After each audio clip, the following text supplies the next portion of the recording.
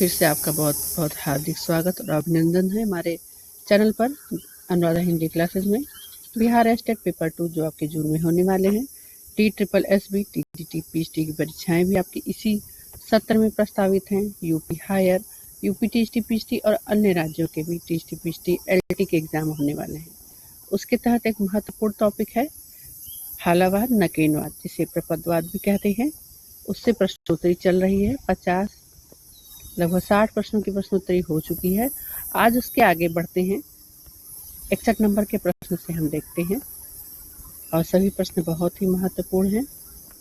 तो चलिए प्रारंभ करते हैं। 61 नंबर का प्रश्न है, जनगीता रचना किसकी है? तो यह रचना हरिवंश राय बच्चन की है। अगला प्रश्न है, चार खेमे 64 खूंटे किसकी रचना है? तो यह भी हरिवंश राय बच्चन की है। अगला प्रश्न है, बंगाल का अकाल रचना किसकी है? तो यह रचना हरिवंश राय बच्चन की है, बहुत प्रसिद्ध है, पेपर में आ भी चुकी है। अगला प्रश्न है, धार की इधर उधर आरती और अंगारे महत्वपूर्ण रचनाएं हैं। बुद्ध और नाच घर बहुत ही प्रसिद्ध रचना है। रचनाएं किसकी हैं? तो यह रचना हरिवंश राय बच्चन की है। 65 नंबर का प्रश्न है, त्रिभंगिमा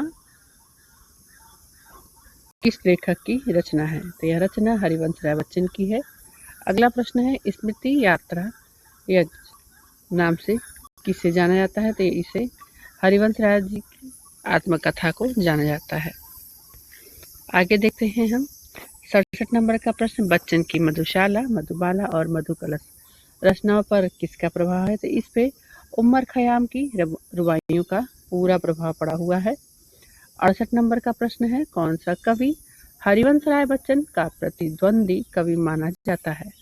तो रामधारी सिंह दिनकर कवि, ये भी राग के कवि हैं। डॉक्टर नगेंद्र ने हालावादी कविता को क्या नाम दिया है? तो इसे 69 नंबर का प्रश्न है, इसे डॉक्टर नगेंद्र ने व्यक्तिक प्रेम की कविता का नाम दिया है। प्रवासी की डायरी संस्मरण किसका है? तो यह भी हरिवंश राय बच्चन का है। पेपर में बार बार यह रचना पूछी जाती है। 70 नंबर का प्रश्न है आपका, प्रवासी के गीत उसी से मिलती जुलती रचना है और यह नरेंद्र शर्मा की रचना है। किस कवि ने अपने आप को छायावाद की सूक्ष्मता से अलग रखा है? तो हरिवंश राय बच्चन ने अपने आप को छायावाद की सूक्ष्मता से अलग रखा हुआ है। 73 नंबर का प्रश्न देखते हैं, हरिवंश राय बच्चन ने प्रथम बार जीवन और मानवता के प्रति अपने प्रौढ़ भावों की वाणी किस कृति को दी थी? तो प्रणय पत्रिका में दी थी, अपने भाव को प्रथम बार वाणी दी थी। 74 नंबर का प्रश्न है, आत्म परिचय कविता किस संग्रह में संग्रहित है? बहुत इंपॉर्टेंट है, आत्म परिचय कविता आपकी KVS में लगी हुई भी है। यह निशान निमंत्रण में संग्रहित है। आत्म परिचय जो कविता है वह किस शैली में है? तो आत्म परिचय कविता गेय एवं आत्मकथात्मक शैली में लिखी गई है।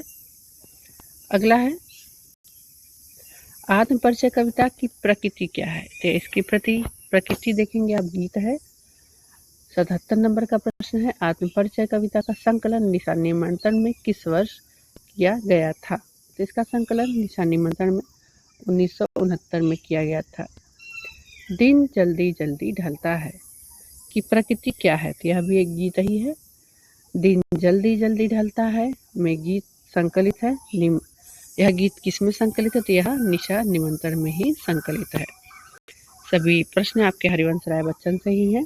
80 नंबर का प्रश्न है, मिट्टी का तन मिट्टी का मन क्षण भर जीवन मेरा परिचय पंक्तियां किसकी हैं? तो यह हरिवंश राय बच्चन की ही हैं। 81 नंबर का प्रश्न है, बच्चन में दूसरों को रुला सकने की अपूर्व क्षमता है, कथन किसका है? तो यह कथन प्रसिद्ध कथन है मुक्ति बोध का। नीड़ का निर्माण फिर कविता संकलित है सतरंगनी में। जो बीत गई सो बात गई कविता संग्रह, कविता किस में संग्रहित है? तो यह कविता सतरंगनी में संग्रहित है। अगला प्रश्न है 84 नंबर का, उमर खयाम की रुबाइयों का अनुवाद किसने किया था? ध्रुवायु का अनुवाद मैथिली शरण गुप्त ने किया था। मधुशाला कृति के लेखक कौन है? तो इसके लेखक कृष्णचंद्र जी हैं। हरिवंश राय बच्चन में भगवत गीता का हिंदी में किस नाम से अनुवाद किया गया था?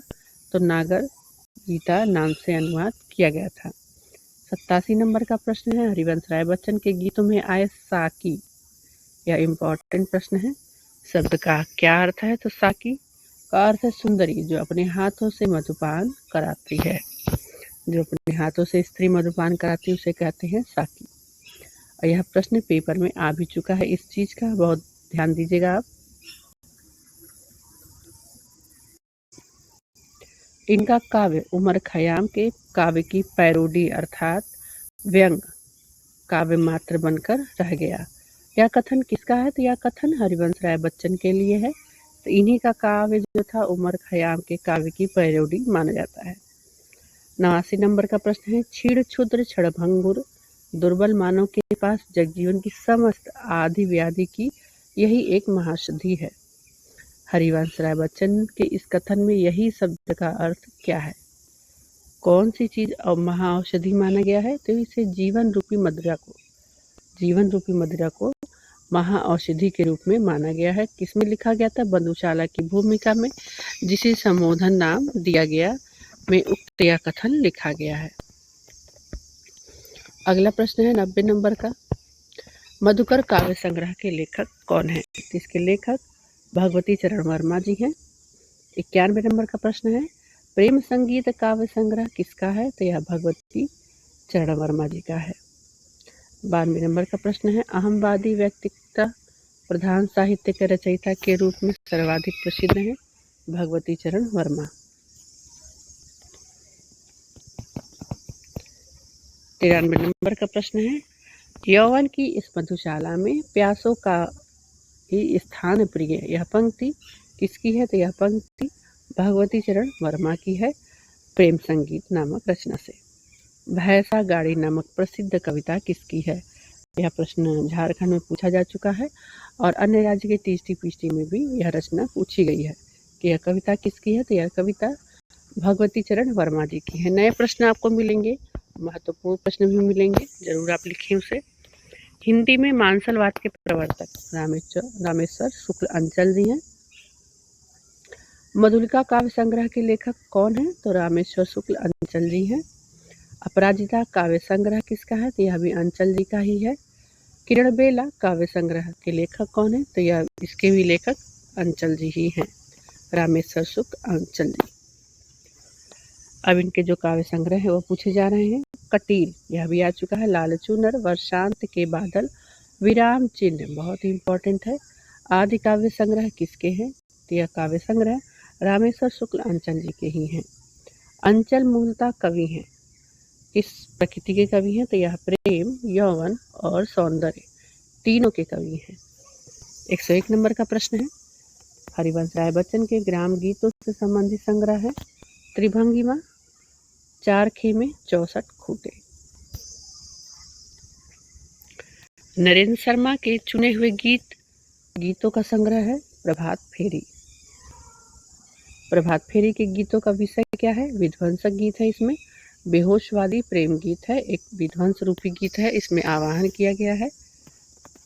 नरेंद्र शर्मा की किस रचना को रामविलास शर्मा अनामिका और तार सप्तक के बीच की महत्वपूर्ण जो विकास की कड़ी मानते हैं? मिट्टी और फूल, यह जो रचना है यह रामविलास शर्मा की अनामिका और तार सप्तक के बीच की महत्वपूर्ण विकास की कड़ी है।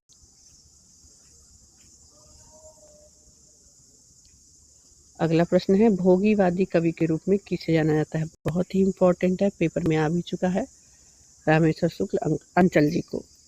106 नंबर का प्रश्न है, किस कवि की रचनाओं में प्रगतिवादी तत्व भी मिलते हैं? तो रामेश्वर शुक्ल अंचल की कविता में प्रगतिवादी तत्व भी मिलते हैं।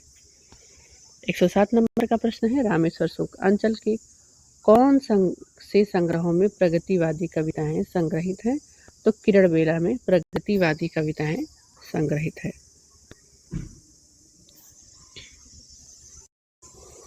अगला प्रश्न है 108 नंबर का, हम दीवानों की क्या हस्ती, आज यहाँ कल वहाँ चले, पंक्ति के रचनाकार कौन है? 30 पंक्ति के रचनाकार भगवती चरण वर्मा जी हैं। 109 नंबर का प्रश्न है, हिंदी कवि किस कवि को हिंदी की नवीन कविता का क्रांति दूत कहा गया है? इम्पोर्टेंट है, तो यह रामेश्वर शुक्ल आंचल जी को ही कहा गया है। अगला प्रश्न है, रामेश्वर शुक्ल आंचल को हिंदी की नवीन कविता का क्रांति दूत किसने कहा था? तो नंद दुलारे वाजपेयी जी ने इनको क्रांतिकारी कविता का क्रांति दूत, नवीन क्रांति हिंदी की नवीन कविता का क्रांति दूत कहा था। इस प्रकार से आपके कुल 110 प्रश्नों की प्रश्नोत्तरी आज संपूर्ण हुई।